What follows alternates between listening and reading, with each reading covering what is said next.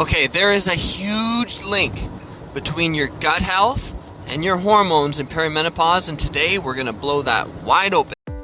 Introducing the Perimenopause podcast, a show dedicated to unraveling the mysteries of achieving optimal health naturally as you transition into perimenopause and menopause.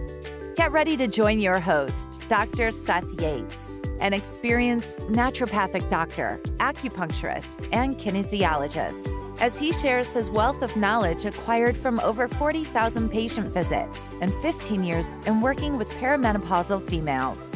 Welcome to the Perimenopause podcast. Hey, I'm Doc Yates. Welcome to Perimenopause, brought to you by perimenopause.com, ablehealth.us, and today I want to talk about the link that nobody's talking about between IBS and perimenopause. So we're going to go through a few important points about IBS and its links with hormones, and then we're going to talk about solutions. Because for me, just to present the problem without giving you solutions is only kind of half the battle. So let's go through it, all of it right now. So 1 in 5 people have IBS. Now here's the thing. That's 1 in 5 people overall. So as you get further into adulthood, which if you're in perimenopause, you're definitely, ideally should be there at this point. So, and it's more common in females. So if you're a female in perimenopause, if you're in perimenopause, I'm assuming you're a female, which means we could be looking at more at like 1 in 4. So like 1 in 4 people. So if you look at, you and 3 friends, chances are one of you has IBS, and this can be affecting your hormones and everything about perimenopause. Number 2, there's different types of IBS. So they give them different endings. So there's IBS-D. D just stands for diarrhea. There's IBS-C, and that stands for constipation. And then there's a mixed one where it's like alternating of both. For females, most commonly it's IBS-C, constipation. The constipation type is much more common. And not only is it more common in females, it gets more common as you age. So it's something that just compounds and gets worse unless you're doing something actively about it. Number 3, 50% of patients who go to see a gynecologist with concerns about lower abdominal pain have IBS. So 50% of the time that people are going for their gynecologist for issues, they have IBS, and that's one of the root causes of it. Number 4, the number 4 link between IBS and perimenopause is that as your estrogen and progesterone decline, you get increased visceral sensitivity. What does that mean? It means that as your hormones drop in perimenopause, the amount of pain that you would experience from IBS will increase. So even though there might be the same amount of inflammation, the same amount of problems, your sensation of it will increase, which means that it's going to feel worse, which is important for the next point, number 5, is that females with IBS are 300% more likely to get a hysterectomy. Because as the IBS and the pain's getting worse, and a lot of the times it's IBS, but they're linking it to, maybe it's because of, maybe it's because of your uterus and all this pain. So the solution they do is a hysterectomy, and it many times doesn't solve the pain problems because the pain problems weren't because of your uterus, it was because of IBS. So these are 5 really important points with linking the IBS and how that can have an effect on your perimenopausal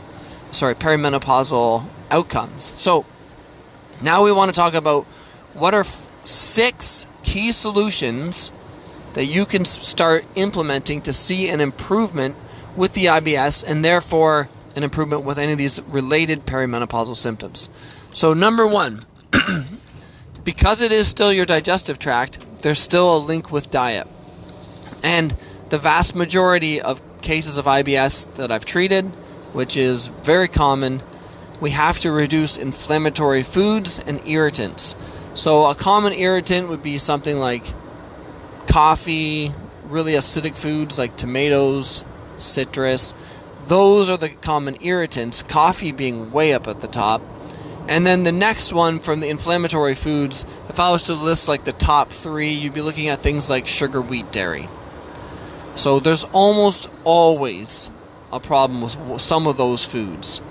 Number 2, because the most common problem is constipation for females in perimenopause when you're dealing with IBS, is that we need to increase water, fiber, and magnesium. So, and you want to introduce all of them together. So you don't want to just put in a whole bunch of dry fiber because that's going to make it worse. And in fact, I would go as far as saying there's better fibers than others. So if you can use oily seeds, chia seeds, flax seeds, hemp seeds, those are going to be a better source of fiber than just being like, oh, I ate a whole bunch of like bran. Look for the chia seeds, flax seeds, and hemp seeds. These oily fibers do a better job of getting your bowels moving. And the magnesium, 1, magnesium's great because it helps reduce pain and cramping. 2, a lot of people are deficient in magnesium. And 3, if you take a little bit more, it helps with bowel movements without becoming dependent upon it. Okay, the third solution for dealing with IBS and perimenopause is focus on, at least initially, this is always the starting game plan, and then we branch out from there. But I have people focus on foods that are easier to digest. So a lot of times people think, oh, I'm going to eat really healthy, so I'm going to do all these salads and raw veggies. If there's an IBS issue, that's generally going to make it worse. So we're going to pull back on the raw foods. We're going to focus on more soft and cooked foods.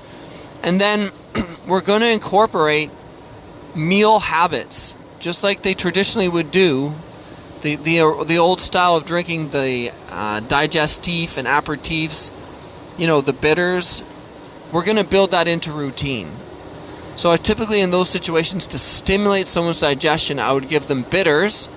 And as I've talked about before, if you've heard in my other podcasts on bitters help stimulate your digestion, help you produce more digestive enzymes, but a lot of those herbs also help kill off any problematic bacteria and yeast in your system that can lead to more irritation, bloating, fermentation. And then after those meals, they use something sweet. That's why if you go to an Indian restaurant, they always get fennel seeds or anise seeds. We have all that built together into a tea. So we have basically a digestion-enhanced tea that you drink after meals, and that has things like meadowsweet, licorice extract, anise, fennel, these things to help soothe your stomach, reduce cramping, and improve your digestion. So you want to start making some routines around your meal times as opposed to just grabbing your food, rushing through it, and getting back to work.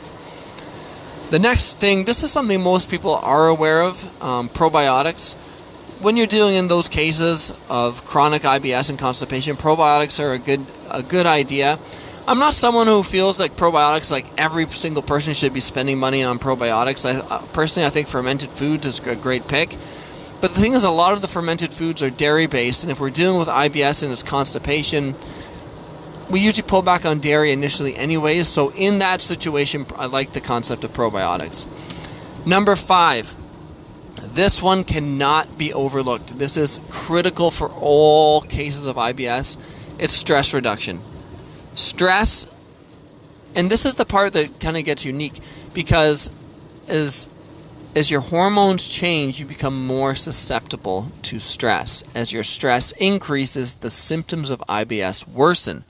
So to do point number 6, which is hormone balance, and point number 5, which is stress reduction, doing those together, working with those together, is a really great way to do it. There's so many different things you can do for stress reduction. Like you can use herbal teas that are for digestion and stress reduction. You can start kind of writing down a list of the different things going on in your life and prioritizing what are the ones that I actually want to keep doing, and what are these other ones that are just a huge kind of pain in the butt that you can just cross off the list and wipe out. So getting that part of it dealt with is critical. There's so many cases that I've seen where we get the diet corrected, we get everything balanced, and all the symptoms go away, and then a big stressful situation flares up in their life, and all of these digestive symptoms come back. So don't underestimate the role that stress plays on your digestive health. So those are the 5 interesting points and correlations between IBS and perimenopause, and then 6 solutions that you can use to start getting the benefits now. So I hope this was helpful. This is Doc Yates, and I'm signing off. Thank you for tuning in to the Perimenopause podcast. Don't forget to hit the subscribe button and visit perimenopause.com for more valuable information on how you can thrive during your transition through perimenopause. Join our community of like-minded women who are dedicated to achieving optimal health naturally, and stay up to date with the latest tips, tricks, and advice from Dr. Seth Yates. And we'll catch you on the next episode of the Perimenopause podcast.